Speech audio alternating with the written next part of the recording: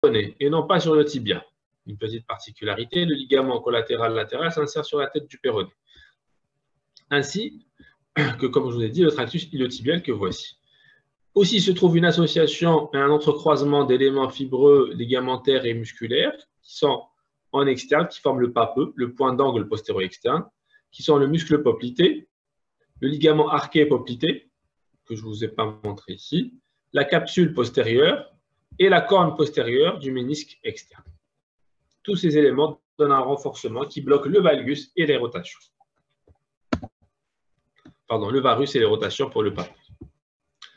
En vue postérieure, vous voyez là, c'est une vue un peu superficielle. Vous avez ici le tendon demi-membraneux en interne avec tendon récurrent et tendon direct. Vous avez le ligament arqué. Vous avez le muscle poplité en arrière qu'on a vu qui forme le papeux avec son tendon. Le ligament de tendon du biceps et ça, c'est le ligament latéral externe à côté. Et le tendon et le ligament poplité.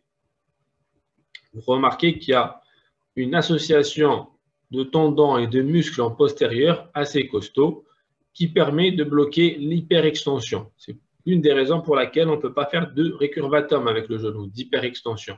Il n'y a qu'un mouvement de flexion et il n'y a pas d'hyperextension. C'est maintenu et c'est bloqué par tout ce renforcement capsulaire et ligamentaire en arrière. En ce qui concerne les ménisques, comme vous voyez ici, vous avez le ménisque externe qui est là, le ménisque interne qui est là, le ménisque externe qui a la forme d'un O, qui est quasiment fermé, le ménisque interne qui a une forme plus ou moins ouverte, c'est la forme d'un C. Ces deux structures fibrocartilagineuses qui permettent, entre autres, d'amortir les chocs, mais pas seulement, permettent par un moyen physiologique de lubrifier le genou parce qu'elles contiennent énormément d'eau et permettent un échange avec l'articulation du genou. Aussi, elles ont un effet de cale lors de la flexion, empêchant les condyles fémoraux de passer en avant et de passer en arrière. Hop là, on va vous enlever le son. Donc, le fémur, la patella, le tibia et le péroné et la fibula, le tendon quadricipital, la capsule articulaire autour, le ligament patellaire, anciennement tendon rotulien. Lors de la flexion du genou, on voit notre trochlée, qui est là où vient s'engager la rotule, l'échancrure où se trouvent les ligaments croisés, les condyles fémoraux médiaux et latéraux, médial et latéral, les deux plateaux tibiaux cartilagineux et les épines tibiales qui sont extra-articulaires, mais intracapsulaires, sur laquelle il n'y a pas de cartilage, là où s'insèrent les ligaments croisés. Le plateau latéral et le plateau médial. Ces deux surfaces, comme vous remarquez, ne sont pas du tout congruentes. Il n'y a aucune congruence osseuse qui permet de maintenir le fémur avec le tibia. Tout ça, la fibula en externe avec l'articulation tibiofibulaire proximale. Tout ça est maintenu par des ligaments pour empêcher les mouvements. Le ligament collatéral médial en interne, le ligament collatéral latéral qui s'insère sur la tête du péroné en externe. Et ces deux ligaments empêchent les mouvements sur le plan frontal, limitent les mouvements sur le plan frontal de valgus et de varus. En interne, au niveau de l'échancrure, au milieu, vous avez le ligament croisé antérieur en avant, qui vient de l'interne vers la joue externe, la joue interne du condyle externe, et en arrière, le ligament croisé postérieur. Cela donne une stabilité sagittale. Donc, pour les ligaments latéraux, lors des valgus et des varus, vous voyez, ils sont mis en tension, empêchant la translation dans le plan frontal. Et pour les ligaments croisés, c'est l'inverse. C'est lors de passage postérieur en antérieur que les ligaments croisés sont tendus et empêchent ces mouvements dans le plan sagittal.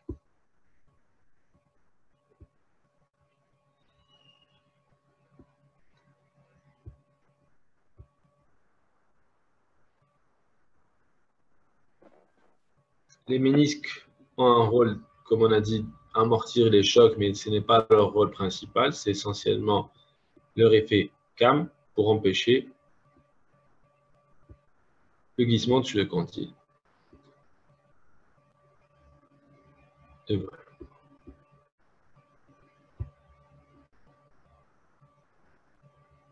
Comme vous voyez, à l'inverse de la cheville ou de la hanche, il n'existe aucune congruence osseuse de ces articulations du genou. Tout est supporté, tout le poids, toutes les contraintes sont supportées par le système de stabilisation passif et actif, ligamentaire et musculaire. Pour les muscles, vous connaissez, c'est le tendon du quadriceps et le muscle quadricipital. C'est les tendons de la patte doigt, le biceps,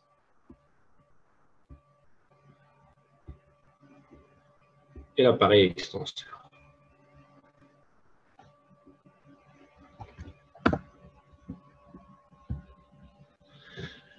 Maintenant, les mécanismes. Comment se fait une entorse du genou? Bon, on a dit lors d'accidents sportifs, mais ça a été défini. Vous avez soit des mécanismes directs qui restent quand même assez exceptionnels, surtout dans les accidents sportifs, soit des mécanismes indirects, où c'est un pied qui est bloqué au sol, le pied du sportif qui est bloqué au sol, et c'est le corps qui tombe, ou alors il y a un mouvement de rotation, comme vous voyez ici. Et souvent, le genou se trouve en position de valgus flexion et rotation externe, ou bien de varus flexion, rotation interne. Et c'est lors de ces mouvements qu'on retrouve des lésions ligamentaires. Les signes fonctionnels, lorsque vous recevez un patient aux urgences qui vient d'avoir une entorse, c'est souvent une douleur, tout à fait normale. Il peut vous rapporter un craquement. Vous dites, j'ai entendu un craquement, ça peut être un signe de gravité. Une sensation de déboîtement, il peut vous dire, j'ai senti mon genou se déboîter, partir et revenir. Ça aussi, c'est un signe de gravité en faveur d'une lésion ligamentaire importante. Bien sûr, il va venir avec impotence fonctionnelle, ça veut dire appui impossible sur son membre inférieur. Il peut présenter un gonflement, c'est ce qu'on appelle un épanchement intra-articulaire, ou bien des blocages. Lorsqu'on a un épanchement intra-articulaire, souvent c'est des hémarthroses, après une entorse du genou grave, et vous voyez ça par ce qu'on appelle le signe du glaçon ou choc rotulien. Vous allez écarter et ramener tout le liquide sous votre rotule avec une main droite et avec votre index. Vous appuyez sur la rotule et vous voyez, si votre rotule remonte, c'est que vous avez du liquide dans le genou. Je vous remontre ça pour que vous puissiez comprendre. Donc, vous ramenez bien tout le liquide qu'il y a dans le genou vers le centre, en appuyant bien, et puis avec votre index, vous appuyez sur votre rotule. Et si votre rotule remonte et vous retouche le doigt, ça veut dire qu'il y a de l'eau. C'est ce qu'on appelle le choc rotulien ou bien le signe du glaçon. C'est comme si vous mettiez un glaçon dans un verre d'eau. En essayant de l'enfoncer dans le verre, le glaçon remonte.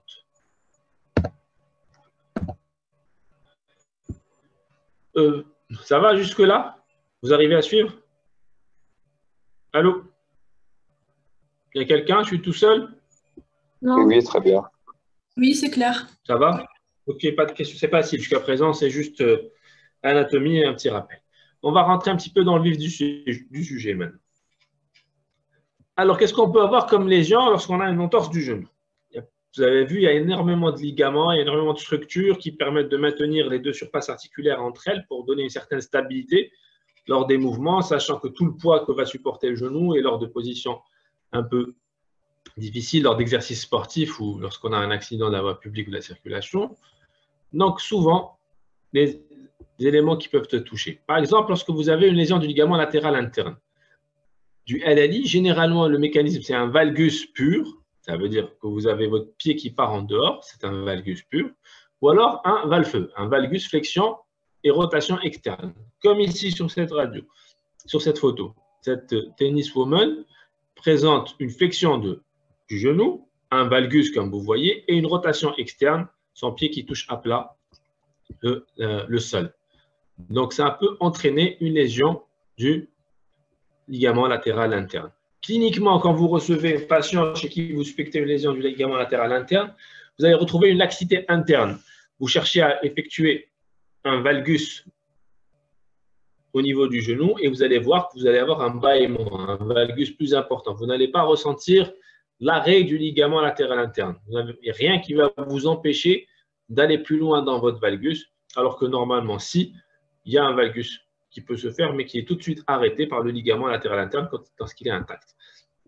Et c'est exactement pareil pour le ligament latéral externe, juste que c'est un varus pur ou un varfi, et vous avez une laxité externe quand vous faites un varus. varus. À la radio, comment vous voyez, ce qu'on appelle soit le bâillement interne, soit le bâillement externe ici.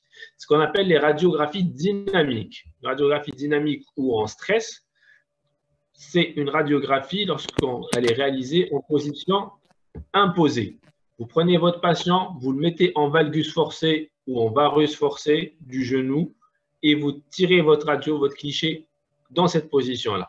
Regardez ici, c'est un patient qui a été, une radio qui a été faite en varus forcé vers le dedans et regardez comment l'interligne articulaire n'est pas la même. Elle est ouverte en dehors ici. Il y a plus d'espace entre le fémur et le tibia qu'ici, alors que l'espace devrait être similaire et homogène parce qu'il n'y a plus de frein externe, il n'y a plus le ligament, il n'y a plus la corde qui maintient en externe le tibia au fémur. Donc, il y a une entorse du ligament latéral externe. Attention, ce test, lorsqu'il est possible. Cliniquement, comment vous faites, par exemple, pour faire un valgus, regardez, ou un varus, pour rechercher une lésion du ligament latéral interne. Là, vous voyez que vous sentez la raidure, vous sentez que ça s'arrête, qu'il n'y a pas de laxité. Pour faire le test, il faut faire une laxité. Le test à 30 degrés de flexion. Et regardez ici, vous voyez bien, vous sentez une laxité. Votre valgus qui est plus important, vous avez votre genou qui est bien. Alors que l'inverse, non. Vous voyez bien qu'il y a un arrêt, que votre genou ne cède pas lors des mouvements forcés. Ça, c'est la clinique. C'est très important, ce qui vous permet de diagnostiquer une lésion du ligament latéral, qu'il soit interne ou externe. Donc, le valgus pour le ligament latéral interne et le varus pour le ligament latéral externe. Et c'est une sensation, vous sentez bien que votre tibia, votre genou, vous avez l'impression qu'il se déboîte, qu'il va beaucoup trop en externe ou en interne. C'est dû à la limitation de l'action du ligament latéral qui est atteint. Pour le LCA, l'atteinte du LCA est extrêmement fréquente. On en entend parler tous les jours chez les sportifs. C'est assez fréquent, même les sportifs du dimanche, ceux qui jouent au football essentiellement, de temps en temps, arrivés à un certain âge et tout ça. Donc, ça se produit comment? Il y a plusieurs mécanismes. Le plus fréquent, c'est le valgus flexion rotation externe. C'est le valve-feu. C'est un genou qui est bloqué au sol et on vient tacler le joueur et en retombant, il fait un valgus flexion rotation externe avec une rupture. Souvent, on a une entorse en valgus rotation externe qui associe plusieurs atteintes. Une atteinte du ligament latéral interne, l'atteinte du point d'angle postéro-interne, du ménisque interne et du ligament croisé interne et du ligament croisé antérieur. C'est ce qu'on appelle la triade d'O'Donnell. C'est assez fréquent. Les lésions du ligament croisé antérieur sont rarement isolées. Vous avez au minimum une lésion méniscale associée. Vous avez un autre mécanisme, c'est le valgus flexion rotation interne. À ce moment-là, c'est l'inverse. Il associe une lésion du ménisque externe et du LLE. Mais là, généralement, c'est les sports de contact. Le judo, le rugby et tout ça, où on retrouve ce genre de lésion du ligament croisé antérieur. Il peut y avoir des lésions pures du ligament croisé antérieur. Elles sont exceptionnelles. C'est par exemple l'hyperextension dans le vide. C'est ce qu'on appelle le shoot dans le vide. Un joueur de foot qui vient tirer sur un ballon et puis en fait qui ne touche pas le ballon, qui fait une hyperextension comme ça avec la force du quadriceps.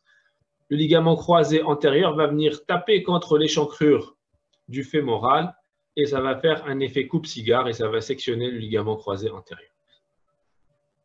Donc souvent, il y a une lésion associée des ménisques et des coques. Mais bon, des coques postérieures, mais on peut retrouver aussi des lésions isolées. Ou bien une rotation interne forcée aussi est un des mécanismes de la rupture du ligament croisé antérieur. Alors, comment on fait le diagnostic clinique d'une laxité chronique antérieure du genou? Alors qu'on soit bien clair tout de suite, lorsque vous recevez un patient qui présente une entorse du genou, aux urgences, une entorse qui est toute fraîche, ça veut dire un traumatisme qui est tout frais, c'est aigu, c'est très difficile de faire un examen clinique, de pouvoir examiner correctement le patient parce que vous avez une hémarthrose qui est importante, vous avez un genou qui est émacié, vous avez une douleur et une impotence fonctionnelle qui gênent le patient. En plus, le patient est stressé, est angoissé par tout ce qui vient de lui arriver et tout. Donc, pour examiner correctement, vous ne pourrez pas. Là où vous toucherez votre patient, il aura mal. Vous ne pourrez pas affiner votre examen clinique pour rechercher quel ligament est exactement touché, s'il y a une lésion du ménisque ou pas. Donc, qu'est-ce qu'on fait en général? On s'assure toujours qu'il n'y ait pas de lésion osseuse, qu'il n'y ait pas de fracture associée. Dès qu'on est sûr qu'il n'y a pas de fracture, donc on est tourné plus vers une entorse du genou, donc une lésion ligamentaire ou méniscale. À ce moment-là, on immobilise le patient par une attelle, on lui donne des anti-inflammatoires, un glaçage, un repos pendant 15 à 20 jours. Tout dépend du degré de l'entorse et du traumatisme. Et une fois que le genou est refroidi, en termes généraux, on dit refroidi, ça veut dire qu'il n'y a plus ce phénomène inflammatoire, que cette hémarthrose a diminué, que le patient a moins mal, on peut réexaminer notre patient tranquillement tout en réalisant tous les tests nécessaires pour examiner correctement et affiner notre diagnostic. Donc, en premier lieu, refroidir le genou, immobiliser, anti-inflammatoire, glaçage, tout ça, diminuer l'hémarthrose. 15 jours après, voire 3 semaines, réévaluer correctement et faire un examen plus précis à la recherche des lésions. Donc, quand vous suspectez une rupture du ligament croisé antérieur, comment on fait? C'est simple, hein. Ça, je vous parle d'examen clinique. Hein. Là, je ne vous parle pas des examens complémentaires. L'examen clinique, comment vous faites? Vous avez le choc rotulien qu'on a vu déjà tout à l'heure. C'est l'un des premiers signes. Et qu'on retrouve dans les lésions du ligament croisé antérieur. Vous avez une hémarthrose, donc vous avez un choc rotulien positif. Vous avez aussi le tiroir antérieur. Alors, au tiroir antérieur, comment vous faites? Vous prenez le genou de votre patient, vous le mettez à 90 degrés, le patient est allongé, et vous tirez vers l'avant votre tibia. Regardez ce qui se passe. Vous sentez que votre tibia vient en avant. Parce que sur le plan sagittal, il n'y a plus de frein antérieur. Le ligament croisé antérieur qui est là, qui est normalement le frein antérieur qui empêche le tibia de venir en avant, il est rompu. Vous avez le test de Trilla-Lachman. Le patient est toujours en décubitus dorsal allongé. Une légère flexion du genou, vous empaumez le fémur et le tibia et vous faites des mouvements d'avant en arrière. Normalement, quand vous avez le ligament croisé antérieur intact, vous avez le tibia qui est freiné par ce ligament, qui ne vient pas, comme ceci, qui est complètement bloqué. Voici un Lachman négatif. On sent bien que le tibia ne vient pas en avant. Et regardez un Lachman positif. Le tibia vient en avant sur le plan sagittal parce qu'il n'y a plus ce frein antérieur qui est le ligament croisé antérieur. Donc, tiroir antérieur, test de Lachman Trilla positif. Et enfin, ce qu'on appelle test de 2 jours, ou alors, c'est les tests dynamiques du ressaut. À la recherche d'un ressaut, vous allez voir, vous empaumez la main, vous prenez le pied entre votre bras, sous votre bras, vous faites un valgus et une rotation interne, et tout en faisant la flexion, vous allez voir, vous ressentez, regardez, vous voyez votre tibia qui se réduit. Qu'est-ce qui se passe? Lorsque vous prenez en position, le tibia se luxe en avant, et dès que vous faites votre flexion, il revient à sa place, et donc vous avez un ressaut. Le ressaut est un signe très important dans les lésions du ligament croisé antérieur, parce qu'il permet d'indiquer, d'avoir la bonne indication chirurgicale, de donner la bonne indication chirurgicale. Un ressaut positif est fortement évocateur d'une rupture. Donc, le tiroir antérieur, on le revoit. Voilà. Comment vous faites votre tiroir antérieur. Maintenant, on passe pour le ligament croisé antérieur. Généralement, quelle que soit la lésion, l'entorse du genou, l'examen de choix, une fois que vous avez éliminé une fracture osseuse par une radio standard, bien sûr, c'est l'imagerie par résonance magnétique, c'est l'IRM. L'IRM permet, vous savez très bien que le scanner permet de mieux analyser les structures osseuses et l'IRM de mieux analyser les structures des parties molles. Donc l'IRM permet d'analyser correctement tout ce qui est ménisco-ligamentaire. Et donc, comme vous voyez ici, sur votre IRM, c'est une coupe qui est sagittale, votre ligament croisé antérieur qui est tout à fait normal à ce niveau-là. Il est tout noir, et ligament croisé postérieur derrière. Le tibia est là, le fémur est là, le tibia est là, et votre rotule est là.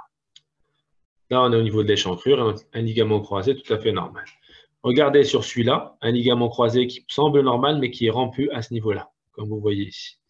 Et là encore, c'est un stade plus avancé, un ligament croisé qui est complètement couché, qui ne prend même plus la direction du fémur, mais qui est couché sur le LCP. Ça, c'est un ligament croisé postérieur. Donc, c'est l'IRM qui permet de montrer exactement le type de lésion. Ça, c'est une vue arthroscopique qui montre le ligament croisé normal, un ligament croisé normal. Donc, une fois que vous avez suspecté chez votre patient cliniquement une lésion du ligament croisé, vous lui demandez une IRM pour confirmer cette lésion avant de poser l'indication chirurgicale ou pas. Parce qu'il faut toujours confirmer votre examen clinique par un examen complémentaire. Actuellement, je fais une petite parenthèse, chez les sportifs de haut niveau, on n'attend pas 15 jours, 3 semaines pour prendre une décision. Vous savez bien qu'un joueur de foot comme Belaïli ou comme Mahrez, s'ils se font une rupture du ligament croisé antérieur, on ne va pas attendre 15 jours pour les opérer, ni pour les prendre en charge. Il faut que ce soit immédiat. Dans ce cas-là, l'IRM est fait dans les 48 heures et une décision chirurgicale est prise immédiatement pour qu'il puisse être opéré le plus rapidement possible et récupérer le plus rapidement possible. Une autre entité importante au niveau ligamentaire, c'est la rupture du ligament croisé postérieur. Elle est beaucoup plus rare. La rupture du ligament croisé postérieur, elle est beaucoup plus rare que la lésion du LCA. Elle se fait par hyperextension appuyée en marchant dans un trou, par exemple. Quand vous marchez dans un trou et vous tombez en avant comme ça, vous faites une hyperextension appuyée. Donc, vous avez une rupture du ligament croisé postérieur. Ou alors des chocs antéro-postérieurs, des chocs directs, comme dans le syndrome du tableau de bord. Cliniquement, qu'est-ce que ça donne? Le tiroir. Un tiroir postérieur. Alors, j'arrête là et regardez bien.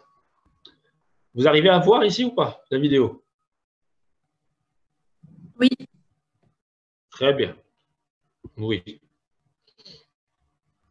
Alors, regardez ici, vous mettez les deux genoux. Le patient en décubitus dorsal, allongé sur la table d'examen. Les deux genoux sont pliés au même degré. Pliez les deux genoux de la même manière. Vous remarquez ici que le genou qui est pathologique, qui est malade ici, le tibia est tombé un peu en arrière. Regardez ici en avant, on voit bien la courbure de la TTA, la tuberosité tibiale en avant, antérieure, qui est là. Et là, il y a un ravalement de la TTA. On voit qu'on n'a plus la TTA, la tuberosité tibiale n'est plus saillante en avant parce que le tibia, vu le pesanteur, et comme il n'a plus de frein postérieur, il n'y a plus de ligament croisé postérieur, le tibia tombe en arrière. Et ça nous donne un faux tiroir antérieur. Parce qu'on a l'impression d'être que ce soit un tiroir antérieur, mais en fait, c'est un faux tiroir antérieur. Hop là, pardon.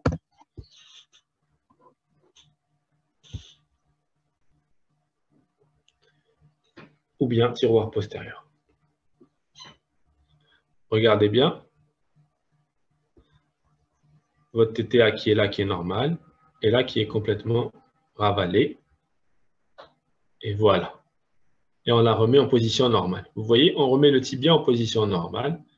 C'est ce qu'on appelle un faux tiroir antérieur ou bien un tiroir postérieur. C'est assez net. Vous avez aussi un autre signe, c'est en décubitus ventral, une rotation externe exagérée du pied due au fait qu'il n'y ait plus de frein de ligament croisé postérieur. Les pintades. Alors, on a vu les ligaments sur le plan frontal, qui sont les ligaments latéromédial et les ligaments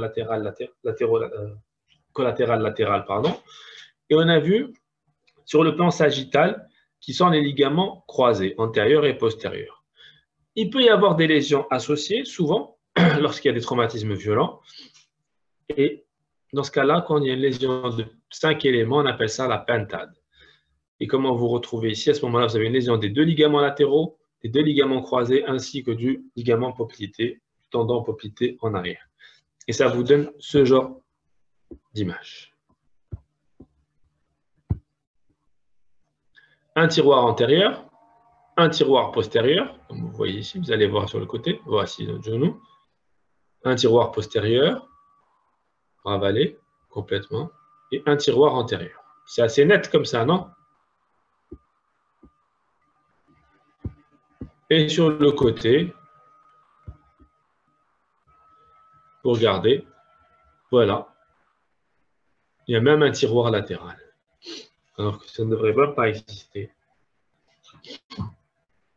Tellement il n'y a plus de ligaments qui maintiennent ces éléments-là, le tibia et le fémur entre eux.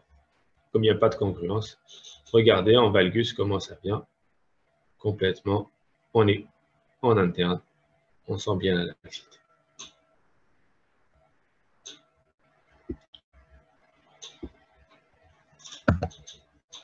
Alors,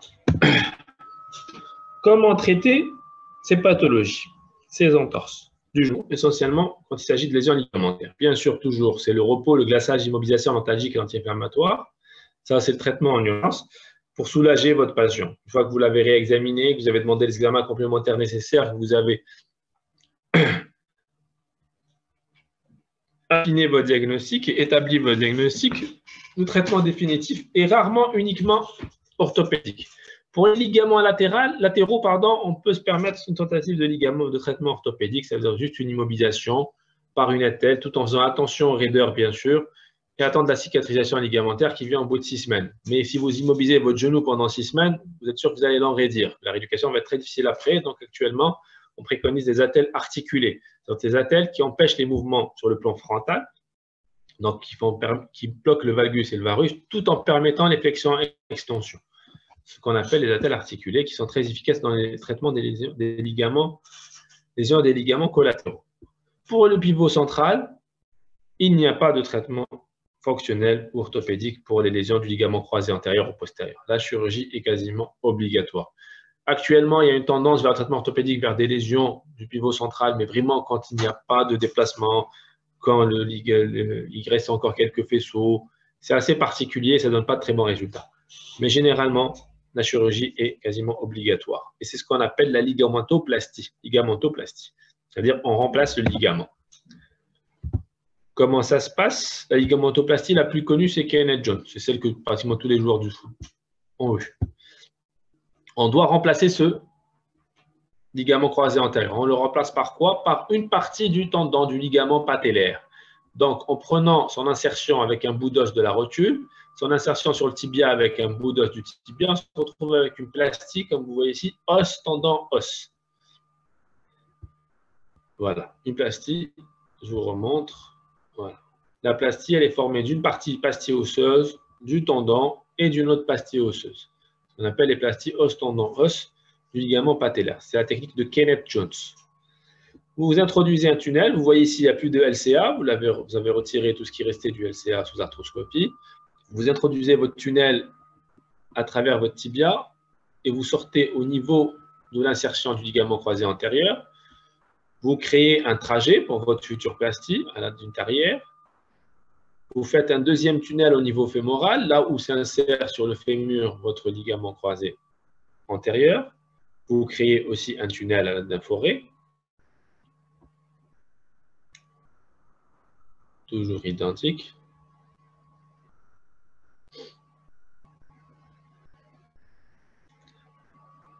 Par la suite, vous faites passer votre plastie à l'aide d'une broche achat. Vous ressortez par la peau en haut et d'un fil tracteur et vous faites passer votre plastie que voici. Donc la première partie osseuse va se retrouver dans votre tunnel fémoral, la deuxième partie osseuse va se retrouver dans votre tunnel tibial et votre ligament patellaire, partie du tendon rotulien, va se retrouver dans votre articulation, dans l'échancrure et va remplacer le ligament croisé antérieur. Et bien sûr, vous maintenez tout ça par des vis dans les tunnels fémoraux temporairement, le temps qu'il y ait consolidation de ces deux pastilles osseuses.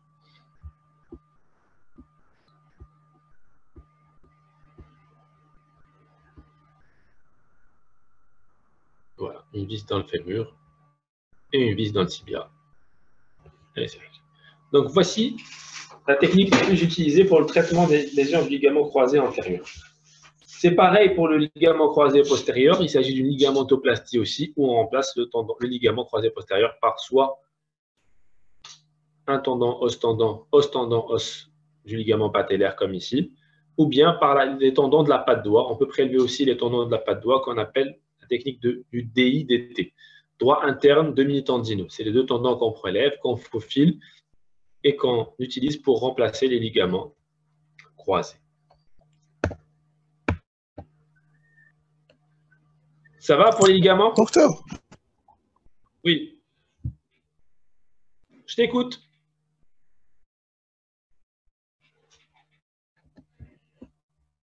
Oui, je t'écoute. Oui, Anis. Euh, c'est la lésion du ligament croisé antérieur. Oui, Siège au milieu du ligament. Au niveau. oui, Il n'y a oui. pas de suture des ligaments, professeur. Ça ne tient pas. On ne peut pas suturer un ligament croisé, ça ne marche pas. Ça a été D'accord, essayé merci. dans le temps et tous les ligaments se finissent par rompre. Il n'y a aucune possibilité de cicatrisation en fait. Vous pouvez le suturer, mais il ne cicatrisera pas. Le ligament croisé antérieur, c'est pour ça qu'il faut faire des ligamentoplasties parce qu'il ne cicatrise très mal, il ne cicatrise pas du tout carrément. D'accord, merci, Contrairement aux professeur. autres, contrairement à la parole. Docteur, Allez, encore une question. Oui, et pour les ligaments latéraux, on fait la chirurgie? ça dépend. Généralement, on peut traiter fonctionnellement.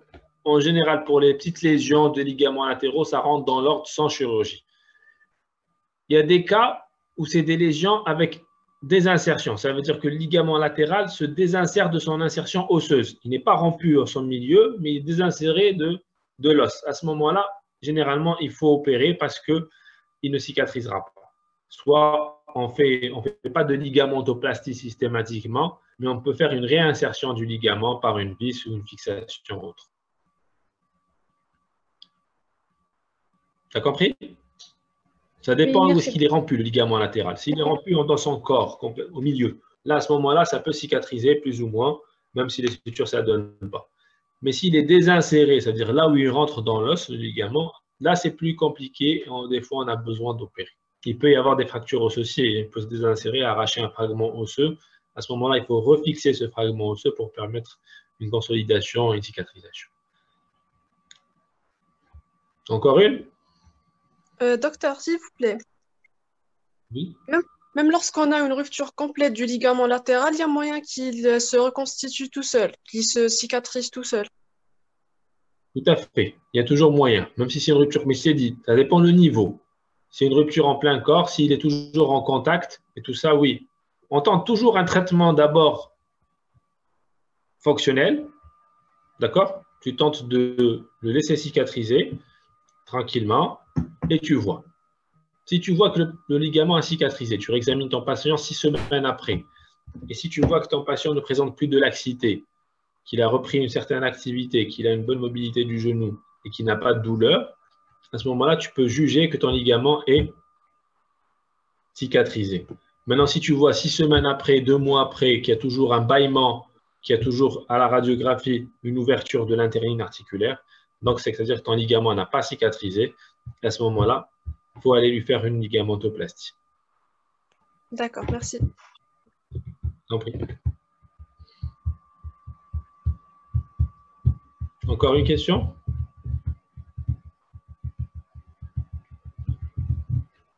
Allez, je continue alors.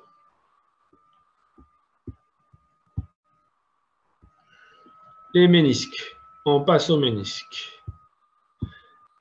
Alors, le ménisque est une pathologie assez fréquente. Souvent, les jeunes, le sport en position, lorsque les sports en position accroupie ou alors les travailleurs en position accroupie. Les travailleurs en position accroupie, comme les carreleurs, les maçons, les gens qui travaillent en position accroupie. Le ménisque interne est 6 fois plus touché que le ménisque externe. Et quand vous demandez à votre patient comment ça se passe, qu'est-ce qui vous arrive, généralement, il vous rapporte un blocage aigu, mais qui n'est pas si rare que ça. C'est le genou qui est bloqué en flexion à 30 degrés et il n'arrive plus à faire l'extension, le patient. Il vous dit, j'ai mon genou qui est bloqué en flexion, environ 30 degrés, et je n'arrive plus à ouvrir complètement mon genou, je n'arrive plus à faire la totalité de l'extension de mon genou.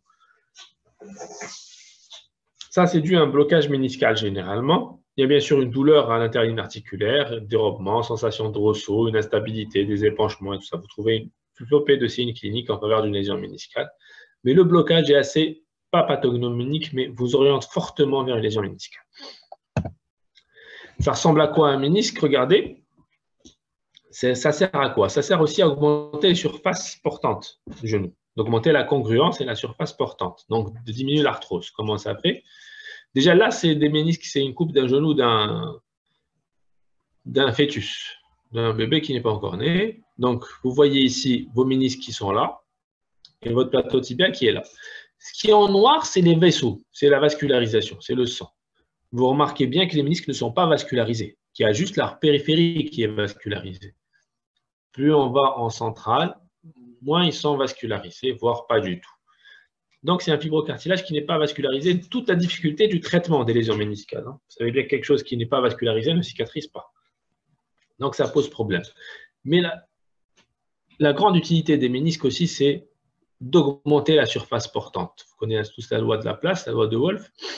C'est pour diminuer les charges portantes unitaires. Ça veut dire, au lieu que tout le poids de votre corps soit porté sur une petite surface comme ceci, comme vous voyez ici, si on n'avait pas de ménisque, on aurait juste ça, comme surface de contact entre le fémur et le tibia, et tout le poids du corps serait juste réparti sur cette partie, cette zone-là du tibia. Alors que grâce au ménisque, c'est toute cette zone-là qui porte le poids du corps.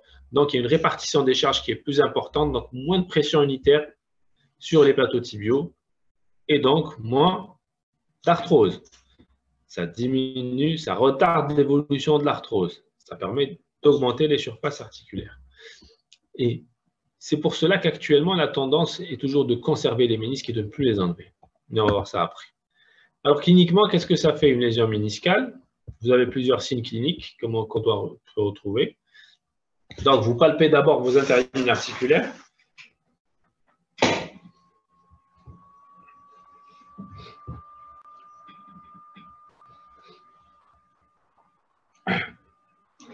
Vous faites ce qu'on appelle la palpation en externe aussi, à la recherche d'un point douloureux.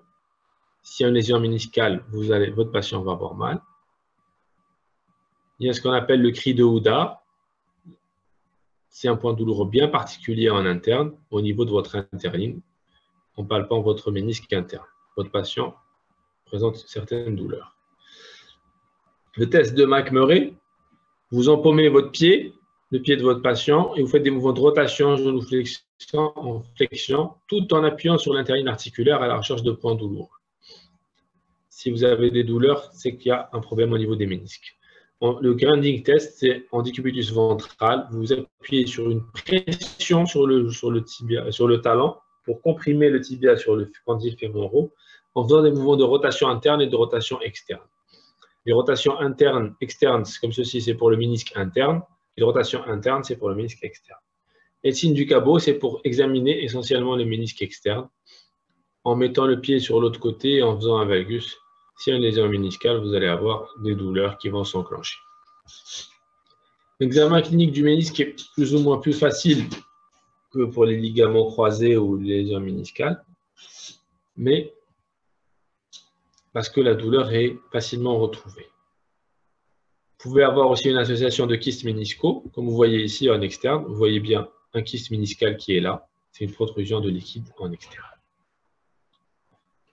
Il peut y avoir aussi chez les enfants ce qu'on appelle le rousseau méniscal. Vous allez voir, hop, voilà. En flexion, le ménisque se subluxe en externe. C'est surtout le ménisque externe, hein, le rousseau méniscal. Et vous allez voir en extension, hop, il revient à sa place.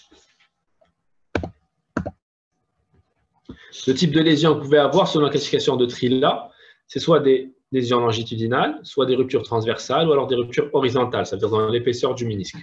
Et ces lésions, si elles ne sont pas soignées, si elles ne sont pas suturées, si elles ne sont pas traitées assez tôt, elles vont évoluer.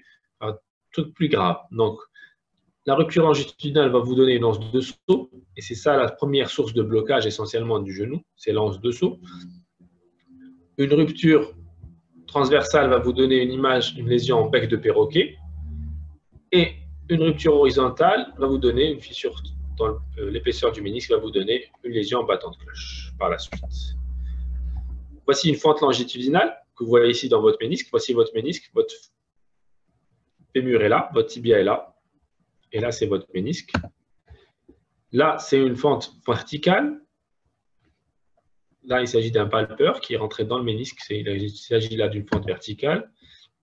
Là, c'est une lésion de transfixion complète. Regardez, on arrive même à voir le tibia à travers le ménisque. C'est au niveau de son insertion capsulaire, donc en zone périphérique, ce qui est bon pour la cicatrisation. Donc, c'est un ménisque qui peut être suturé. Des lésions radiales, donc dans le sens, dans la direction du ménisque. Une anse de saut qui est luxée. Là, c'est l'échancrure que je vous ai montré tout à l'heure fémorale. Là, c'est le condyle fémoral. Ici, c'est le ligament croisé antérieur qui doit être seul au niveau de l'échancrure. Là, vous voyez votre anse de saut, votre ménisque qui vient se luxer au niveau de l'échancrure au lieu d'être en périphérie. C'est une partie du ménisque qu'on appelle une anse de saut et c'est ça qui donne les blocages en flexion.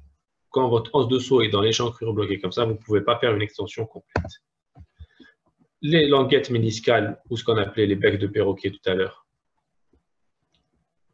comme ici, et des clivages horizontaux dans l'épaisseur du ménisque. Vous pouvez bien sûr avoir, le ménisque peut avoir une lésion complexe, ça veut dire association de lésions verticales, de lésions longitudinales, radiales et tout ça, ça vous donne une lésion complexe du ménisque. Avec l'âge, comme toute chose, le ménisque vieillit aussi. On a ce qu'on appelle des lésions dégénératives avec des dépôts calciques comme ça sur le ménisque qu'on appelle lésions dégénératives. Excusez-moi une seconde, je suis à vous. 2 minutes.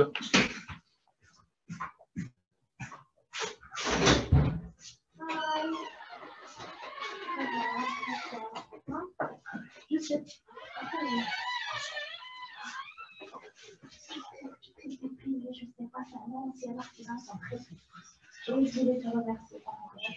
J'aurais aimé assister, mais pas mal.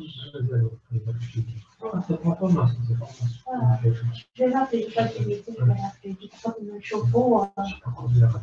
Justement, j'étais je peux aussi appeler la tête de chanter contre les amortages. Alors, il a eu un français esprit. Merci beaucoup.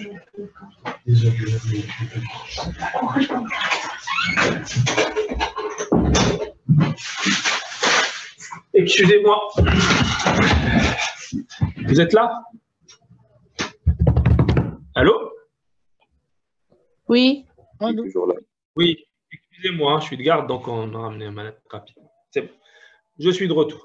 Donc, on a dit les lésions dégénératives, c'est le vieillissement du ménisque. Comme vous voyez ici, le ménisque ne présente aucune rupture, ni aucune lésion anatomique typique, mais regardez son aspect. Il est comme calcifié comme ça, il est vieilli. En fait, il y a des dépôts calciques qui se font dessus. Il perd un peu de ses propriétés avec l'âge. Le traitement des lésions méniscales, avant, c'était l'arthrotomie. On ouvrait le genou, on réparait les ménisques, ça c'est des ligamentoplasties, on faisait un tas de choses en même temps, genou ouvert et tout. Croyez-moi que ça… Et surtout, on enlevait le ménisque, on faisait des ménisectomies, ce qui donnait des catastrophes. Je vous ai montré tout à l'heure le rôle du ménisque qui augmente la surface portante, donc qui diminue les pressions, donc qui retarde l'évolution vers l'arthrose. Quand vous enlevez le ménisque, c'est l'arthrose assurée au bout de quelques années. Une règle absolue actuellement, essayez de conserver au maximum les ménisques. Avant, il y a quelques années, c'était ménisectomie à tour de bras. On enlevait tout ce qu'on… Dès qu'il y avait une lésion méniscale, on enlevait le ménisque, on enlevait le ménisque, on enlevait une partie du ménisque. Après, on est passé à une ménisectomie partielle. Ça veut dire vraiment enlever uniquement ce qui est lésé et laisser un maximum de ménisques. Et actuellement, avec l'évolution des techniques, c'est réparer les ménisques, les suturer pour éviter l'évolution vers l'arthrose, qui est indéniable et inéluctable quand on enlève le ménisque. Donc maintenant, le traitement se fait sous arthroscopie. Comme vous voyez, on n'ouvre plus comme avant. Juste 2 petites incisions et une caméra et on voit à l'intérieur du genou et on permet de faire. La première arthroscopie, ménisectomie partielle qui a été réalisée, c'était en 1957. C'est Watanabe, un japonais. Et voici… Attendez. La première arthroscopie du genou de tous les temps, qui a été filmée et qui a été présentée au Congrès international d'orthopédie en 1957, je crois de la même année. Et regardez comment il faisait. Il regardait à travers, ça c'est le premier arthroscope, il regardait à travers leurs yeux avec une petite lampe qui était au bout. Maintenant, bien sûr, ça a beaucoup évolué, c'est de la lumière froide, c'est des caméras, c'est tout un…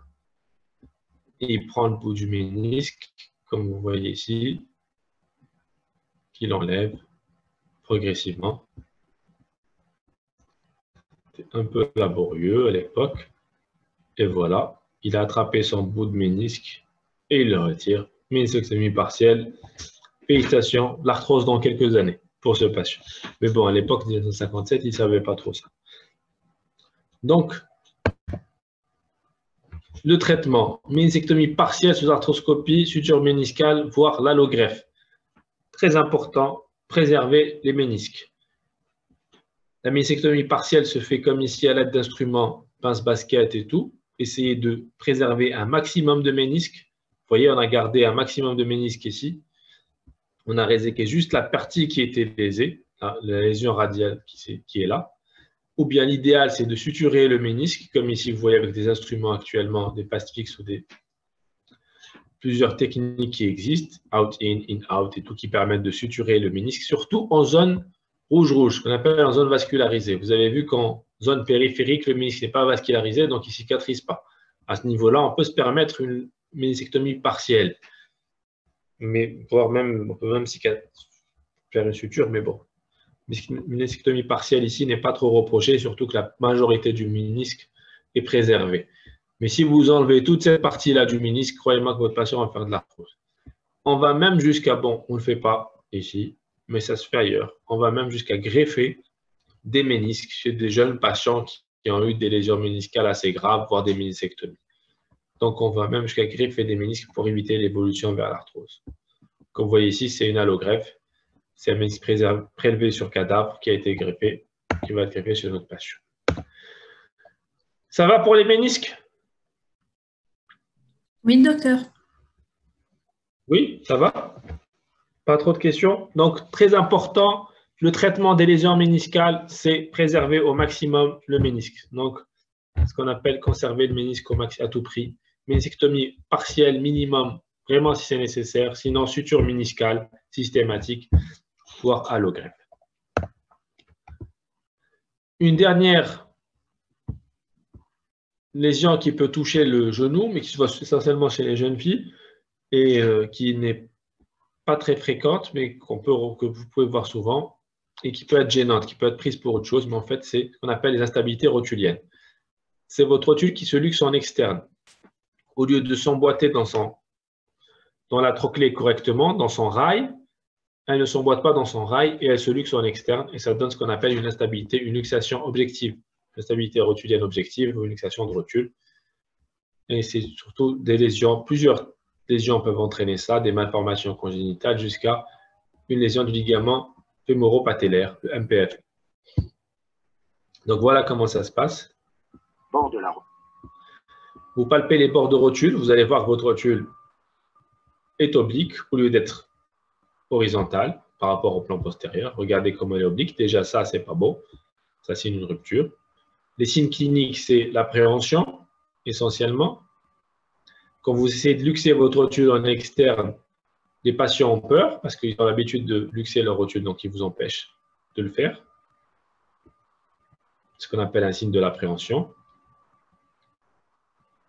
Vous avez le signe de la baïonnette, c'est dû à une des malformations, mais bon, c'est votre rotule qui forme avec la TTA, au lieu d'être plus ou moins directe, elle forme une baïonnette. Ça veut dire que votre TTA est beaucoup plus externe que l'axe de votre rotule. Donc, à chaque fois que vous faites une flexion, vous aurez tendance à luxer votre rotule en externe. La rotule aura tendance à se luxer en externe. C'est une TTA qui est trop latéralisée. Ça se calcule par un scanner, ça, qu'on appelle la TAGT, gorge de trochlée, tuberosité antérieure. Voici le scanner qui montre la TTA et la gorge de trochlée. Et si la distance est trop importante entre les deux, à ce moment-là, vous risquez d'avoir des luxations de rotule.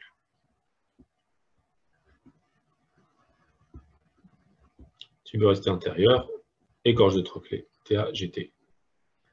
Et bien sûr, à la clinique, vous avez ce qu'on appelle le J-sign, une course anormale de votre rotule. Voilà, vous voyez comment elle se met en externe. Et lorsque vous fléchissez, hop, elle se remet dans son rail. Elle se luxe, elle est luxée là, elle n'est pas au niveau du rail. Et hop, elle revient lors de l'hyperflexion. Et voilà, elle se reluxe. Et voici le J-sign. Regardez. Vous allez bien voir votre rotule lors de la flexion, comment elle revient pour se centrer dans le rail. Ce qu'on appelle le J-sign.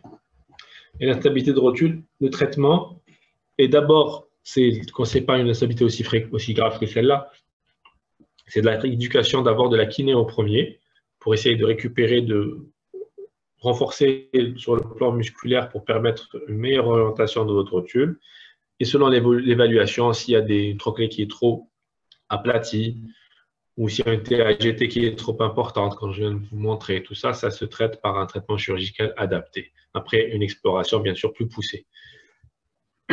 Voire une ligamentoplastie de l'aileron rotulien interne ou le MPFL. Voilà, est-ce que vous avez des questions?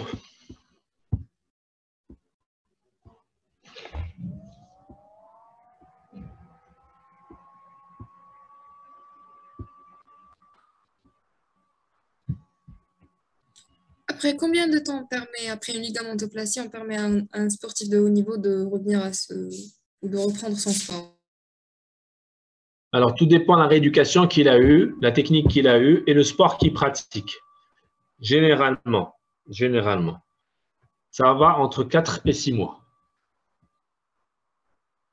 Pour reprendre un haut niveau, c'est-à-dire pour reprendre une activité sportive comme avant. Mais sinon, pour reprendre l'entraînement, pour reprendre des exercices et tout, ça se fait bien avant. Mais par exemple, pour un joueur de foot, pour qu'il puisse rejouer un match, c'est entre 4 et 6 mois. Merci. Je vous en prie. Une autre question?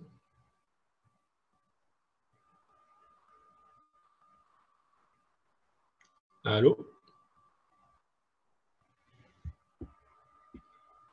Ah, on peut discuter, il y a des questions. Désactivez votre micro, s'il vous plaît. Ça fait... Vous voulez que je vous remonte le Grandic test? Allô? Vous êtes là? Vous n'êtes plus là? Vous êtes parti, ça y est? Non, on est là. D'accord, il y a quelqu'un qui a marqué Grandic test. Donc, Grandic test, il est là normalement. Non, ça c'est LCP.